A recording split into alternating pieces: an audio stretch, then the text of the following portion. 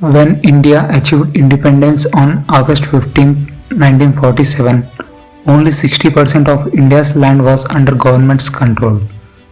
Remaining 40% was occupied by 565 large and small princely states, who enjoyed autonomy under British rule. Indian Independence Act, which enacted on June 3, 1947, allowed princely states to join either India or Pakistan or to remain independent. In this situation, Sardar Vallabhbhai Patel, the then Home Minister, followed carrot and stick policy. In few areas, he managed to join states through persuasion, and if they did not listen, he put pressure on them.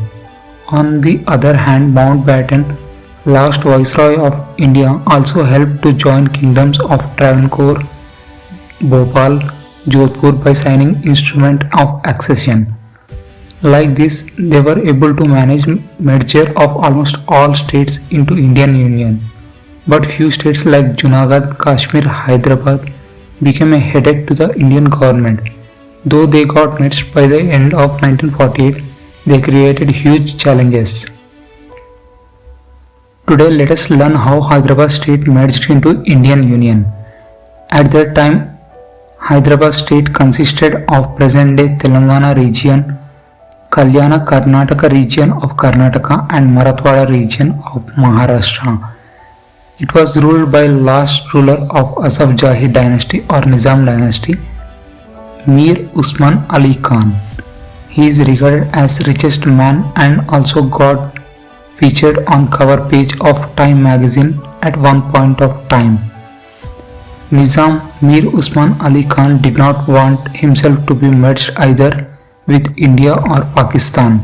So on June 12, 1947, he himself declared as independent king based on third provision of Indian Independence Act. Rahmat Ali Chaudhary, who was earliest proponent of creation of Pakistan state from India, also supported this move of Nizam and gave a suggestion to name his state as Usmanistan. Indian government thought this should not happen because Hyderabad state is located within India. If it is formed as a separate country, it will create several security issues to India.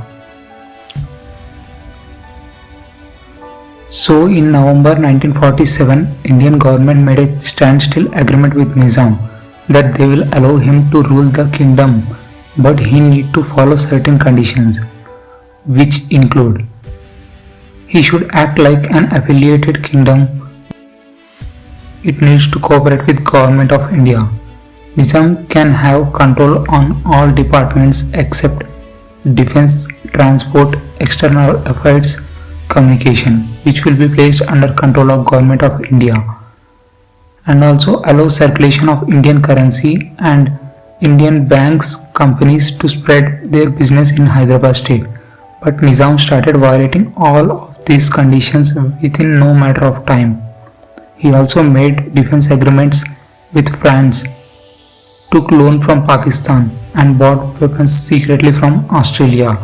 Not only this, he also gave powers to Qasim Rizvi, who was head of police forces of Nizam, called Razakars. These Razakars started committing all kinds of atrocities on people. They killed many people, journalists who tried to revolt against Nizam. Freedom of speech and expression of people was completely taken away. Religious conversions, rapes, etc. were seen. In this situation, Communist Party of Hyderabad and Hyderabad State Congress played pivotal role in bringing awareness among people.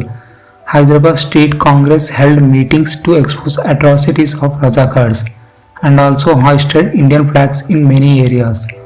On the other hand, Communist Party, who were supporting Telangana peasant armed struggle against landlords and zamindars, shifted their focus towards Nizam and mobilized farmers to revolt against Nizam's rule. Communists also developed guerrilla forces, village security forces to counter Razakars.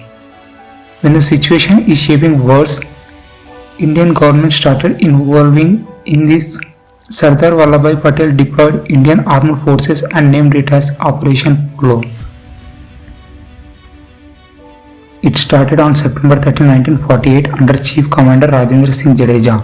In this operation, armed forces surrounded Hyderabad state from three directions: from north through Sholapur in Maharashtra, from west through Berar Hospet in Karnataka, from southeast through Vijayawada in Andhra Pradesh.